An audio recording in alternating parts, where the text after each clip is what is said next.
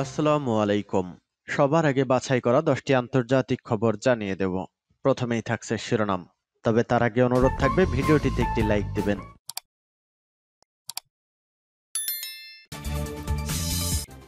দখলদার ইসরায়েলি বাহিনী এবং ফিলিস্তিন পুরোদমে যুদ্ধ চলছে, যার জেরে মধ্যপ্রাচ্য থেকেই সূত্রপাত হতে পারে তৃতীয় বিশ্বযুদ্ধের। দর্শক, আমাদের হাতে এসেছে সর্বশেষ ভয়ঙ্কর সব আপডেট, আন্তর্জাতিক সংবাদ। প্রথমেই জানিয়ে দিব সংবাদ শিরোনাম। হামাসের হামলায় ইসরায়েলের গুরুত্বপূর্ণ 2 সেনা অফিসার নিহত। এরপর জানিয়ে দিব শান্তিতে ঘুমাতে চাইলে অবৈধ ইসরায়েলিদের ফিলিস্তিন ত্যাগ করতে হবে বলেছে ইয়েমেন। এদিকে যুদ্ধবিরতি চুক্তিতে 34 জিম্মিকে ছাড়াতে প্রস্তুত গাজা। এরপর জানিয়ে দিব ভারী বৃষ্টিতে মক্কা মদিনায় বন্যা। আরও জানিয়ে দিব জাস্টিন ট্রুডো উত্থান ও উত্তরাধিকার। সর্বশেষ জানিয়ে দিব 2024 সালে 901 জনের মৃত্যুদণ্ড কার্যকর করেছে ইরান। এতক্ষণ শুনছিলেন সংবাদ শিরোনাম, এবারে বিস্তারিত। তবে অনুরোধ থাকবে ভিডিওটিতে একটি লাইক করবেন এবং কমেন্ট করে জানিয়ে দিবেন আজকের ভিডিওর সব থেকে গুরুত্বপূর্ণ বিষয়। হামাসের হামলায় ইসরায়েলের গুরুত্বপূর্ণ 2 সেনা অফিসার নিহত। ইসরায়েলের এত অত্যাধুনিক অস্ত্র থাকা সত্ত্বেও, এত নিরাপত্তা থাকা সত্ত্বেও হামাস সফল হয়েছে ইসরায়েলের গুরুত্বপূর্ণ 2 সেনা অফিসারকে হত্যা করতে। দর্শক, এ থেকেই কি মনে করা হচ্ছে না খুব সহজেই, খুব শীঘ্রই জয়ী হতে পারবে ফিলিস্তিন? এই সম্পর্কে আপনার মতামত কি? হামাসের হামলায় ইসরায়েলের গুরুত্বপূর্ণ 2 সেনা অফিসার নিহত। ফিলিস্তিনের অবরুদ্ধ গাজা উপত্যকায় দীর্ঘদিন ধরে অভিযান চালাচ্ছে দখলদার ইসরায়েলি বাহিনী। সম্প্রতি সেখানে হামাসের সঙ্গে সংঘর্ষে ইসরায়েলি এক ক্যাপ্টেন ও মেজর নিহত হওয়ার খবর পাওয়া গেছে। ইসরায়েলি গণমাধ্যমের খবরে বলা হয়েছে, সোমবার গাজায় ফিলিস্তিনি বিক্ষোভকারীদের হামলায় 24 বছর বয়সী ক্যাপ্টেন শাখনাজি ও 28 বছর বয়সী মেজর রেওয়াহ নিহত হন। ইসরায়েলি প্রতিরক্ষা বাহিনী জানিয়েছে, লড়াইয়ে তাদের 4 সেনা আহত হয়েছেন। আইডিএফ জানিয়েছে, নিহত সেনা কর্মকর্তা ও 2 সেনা নিহাল ব্রিগেড 932 ব্যাটালিয়নের সদস্য। ইসরায়েলি গণমাধ্যম বলছে, আরও 2 সেনা নিহতের পর গাজায় স্থল অভিযান শুরুর পর থেকে এ পর্যন্ত নিহত ইসরায়েলি সেনার সংখ্যা এখন 397 জনে দাঁড়িয়েছে। শান্তিতে ঘুমাতে চাইলে অবৈধ ইসরায়েলিদের ফিলিস্তিন ত্যাগ করতে হবে বলছে ইয়েমেন। ইসরায়েলের অবৈধ অভিবাসীদের রাতে শান্তিতে ঘুমাতে চাইলে ইসরায়েল বা ফিলিস্তিনি ভূখণ্ড ত্যাগ করার আহ্বান জানিয়েছে ইয়েমেন। সানা হুঁশিয়ারি উচ্চারণ করে বলেছে, ইয়েমেনের সশস্ত্র বাহিনী ইসরায়েল বিরোধী হামলা বন্ধ করবে না। ইয়েমেনের জনপ্রিয় হাউসি আর নাসরুল্লাহ আন্দোলনের পদস্থ কর্মকর্তা হিজাম আল আসাদ গতকাল সোমবার সামাজিক যোগাযোগ মাধ্যম এক্সে প্রকাশিত এক পোস্টে এই হুঁশিয়ারি দিয়েছেন। পোস্টে তিনি বলেন, ইসরায়েলের অভিবাসীদের মধ্যে যারা রাতে শান্তিতে ঘুমাতে চায় তারা যেন সাইপ্রাস অথবা ইউরোপে তাদের পিতৃপুরুষের দেশে চলে যায়। এর আগে ইয়েমেনের এই প্রভাবশালী কর্মকর্তা তার দেশে হামলা না চালাতে ইসরায়েল ও তার সহযোগী ইঙ্গো মার্কিন বাহিনীর প্রতি আহ্বান জানিয়েছিলেন। তিনি বলেছিলেন, তার দেশ যতদিন আক্রান্ত হবে ততদিন ইসরায়েল ইয়েমেনের সশস্ত্র বাহিনীর পক্ষ থেকে বিস্ময়কর সামরিক হামলার সম্মুখীন হতে থাকবে। যুদ্ধবিরতি চুক্তিতে 34 জিম্মিকে ছাড়তে প্রস্তুত গাজা। ফিলিস্তিনের অবরুদ্ধ গাজা উপত্যকায় স্বাধীনতাকামী হামাস ও ইসরায়েলের মধ্যকার অস্ত্রবিরতি চুক্তি বিষয়টি আবারও আলোচনায় এসেছে।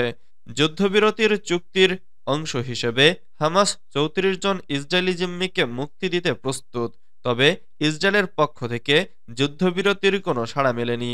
সোমবার 6 জানুয়ারি মধ্যপ্রাচ্যের সংবাদ মাধ্যম আল জাজিরার এক প্রতিবেদনে এ তথ্য নিশ্চিত করেছে। প্রতিবেদনে বলা হয়, অবরুদ্ধ গাজায় যুদ্ধবিরতির চুক্তি নিয়ে যুক্তরাষ্ট্র, কাতার ও মিশর এই মধ্যস্থতাকারীর ভূমিকা পালন করছে। যুদ্ধবিরতির চুক্তি নিয়ে হামাসের এক কর্মকর্তা জানান, যুদ্ধবিরতির প্রথম ধাপে নারী, শিশু, বৃদ্ধ ও অসুস্থ জিম্মিদের মুক্তি দেওয়া হবে, তবে তাদের মুক্তি ও শনাক্তকরণে 1 সপ্তাহের শান্তিপূর্ণ পরিবেশ প্রয়োজন। এছাড়াও গাজার স্বাধীনতাকামী হামাসের দাবি, জিম্মিদের মুক্তির বিনিময়ে গাজায় স্থায়ী যুদ্ধবিরতি ও ইসরায়েলি বাহিনীর প্রত্যাহার নিশ্চিত করতে হবে। প্রসঙ্গত, ইসরায়েলের দাবি ২০২৩ সালের ৭ অক্টোবর ইসরায়েল সহ অন্যান্য দেশের মোট ২৫১ জনকে জিম্মি করেছিল। জিম্মিদের মধ্যে এখনও ৯৬ জন জীবিত রয়েছেন আর ৩৪ জন মারা গেছেন। এদিকে ইসরায়েলি সংগঠন hostess and missing families forum দ্রুত বন্দীদের মুক্তি নিশ্চিতের আহ্বান জানিয়েছে। তবে ইসরায়েলের প্রধানমন্ত্রী বেনিয়ামিন নেতানিয়াহু জানিয়েছেন, মুক্তি দেওয়া জিম্মিদের অবস্থা নিয়ে এখনও সুনির্দিষ্ট তথ্য দেয়নি হামাস। যুদ্ধবিরতির আলোচনা দীর্ঘদিন ধরে চললেও যুক্তরাষ্ট্র, কাতার ও মিশরের মধ্যস্থতায় প্রস্তাবগুলো কার্যকর হয়নি। ইসরায়েল বারবার স্থায়ী যুদ্ধবিরতির শর্ত নাকচ করে আসছে। ভারী বৃষ্টিতে মক্কা মদিনায় বন্যা। সৌদি আরবের মক্কা মদিনা অঞ্চল ও জেদ্দা শহরে ভারী বৃষ্টিপাতে বন্যা দেখা দিয়েছে। সোমবার এ অঞ্চলগুলোতে বজ্রসহ ভারী বৃষ্টিপাত হয়। মঙ্গলবার দেশটির ন্যাশনাল মেটিওরোলজিক্যাল সেন্টারের বরাত দিয়ে গলফ নিউজ জানিয়েছে, আকস্মিক বন্যার কারণে জেদ্দাসহ বেশ কয়েকটি অঞ্চলে রেড অ্যালার্ট জারি করা হয়েছে। স্থানীয় আবহাওয়া অফিস জানিয়েছে, মাঝারি থেকে ভারী বৃষ্টিপাত, বজ্রপাত, ধূলিঝড়ের পূর্বাভাস সহ এ ধরনের দুর্যোগপূর্ণ আবহাওয়া বুধবার পর্যন্ত অব্যাহত থাকবে। সৌদি আরবের পরিবেশ, জল ও কৃষি মন্ত্রণালয়ের তথ্য অনুযায়ী বদর প্রদেশের আল শফিয়াতে সর্বোচ্চ ৪৯.০০ মিলিমিটার বৃষ্টিপাত রেকর্ড করেছে। এরপর সর্বোচ্চ বৃষ্টিপাত রেকর্ড করা হয়েছে জেদ্দার আল বাসাতিনে। জাস্টিন ট্রুডো উত্থান ও উত্তরাধিকার। কানাডার প্রধানমন্ত্রী জাস্টিন ট্রুডো ৬ জানুয়ারি সোমবার রাজধানী অটোয়ায় এক সংবাদ সম্মেলনে লিবারেল পার্টির প্রধান পদ থেকে তার পদত্যাগের ঘোষণা দিয়েছেন। তিনি জানান, দলের নতুন নেতা নির্বাচিত না হওয়া পর্যন্ত তিনি প্রধানমন্ত্রী হিসেবে দায়িত্ব পালন করবেন। সাম্প্রতিক সময়ে খাদ্য ও আবাসনের ক্রমবর্ধমান ব্যয় এবং অভিবাসন ইস্যুতে ভোটারদের মধ্যে অসন্তোষ বৃদ্ধি পায়, যা তার জনপ্রিয়তাকে ক্ষতিগ্রস্ত করে।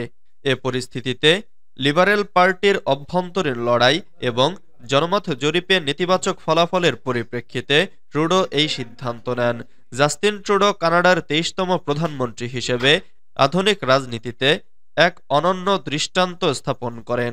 ২০১৫ সালে ক্ষমতায় এসে তিনি শুধু একটি রাজনৈতিক পরিবর্তনের সূচনা করেননি, বরং কানাডার সামাজিক ও অর্থনৈতিক কাঠামোকেও নতুনভাবে গড়ে তোলার চেষ্টা করেছেন।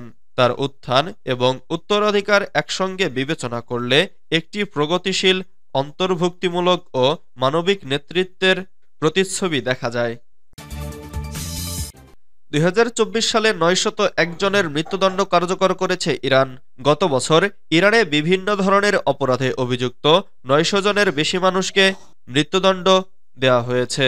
এর মধ্যে কেবল গত ডিসেম্বরের এক সপ্তাহেই ৪০ জনকে ফাঁসিতে ঝুলিয়েছে দেশটি। মঙ্গলবার জাতিসংঘের মানবাধিকার বিষয়ক প্রধান ভলকার তুর্ক ইরানে মৃত্যুদণ্ড কার্যকরের এই পরিসংখ্যান তুলে ধরেছেন। তিনি বলেছেন, এটি অত্যন্ত উদ্বেগজনক যে আমরা ইরানে বছরের পর বছর ধরে মৃত্যুদণ্ডের শিকার লোকজনদের সংখ্যায় আরও বৃদ্ধি দেখতে পাচ্ছি। জাতিসংঘের এই মানবাধিকার বিষয়ক প্রধান বলেন, ২০২৪ সালে ইরান কমপক্ষে ৯০১ জনের মৃত্যুদণ্ড কার্যকর করেছে। ইরানে মৃত্যুদণ্ড কার্যকরের এই ক্রমবর্ধমান বৃদ্ধি ঠেকানোর এটাই সময়। ইরানে হত্যা, মাদক পাচার, ধর্ষণ এবং যৌন নির্যাতন সহ বড় ধরনের অন্যান্য অপরাধের ঘটনায় মৃত্যুদণ্ডের সাজার বিধান রয়েছে। যুক্তরাজ্য ভিত্তিক মানবাধিকার সংগঠন অ্যামনেস্টি ইন্টারন্যাশনালের মতে বিশ্বে প্রত্যেক বছর চীনের পর সর্বোচ্চ সংখ্যক মানুষের মৃত্যুদণ্ড কার্যকর করে ইরান, যদিও দেশটিতে মৃত্যুদণ্ড কার্যকরের নির্ভরযোগ্য কোনো পরিসংখ্যান পাওয়া যায় না।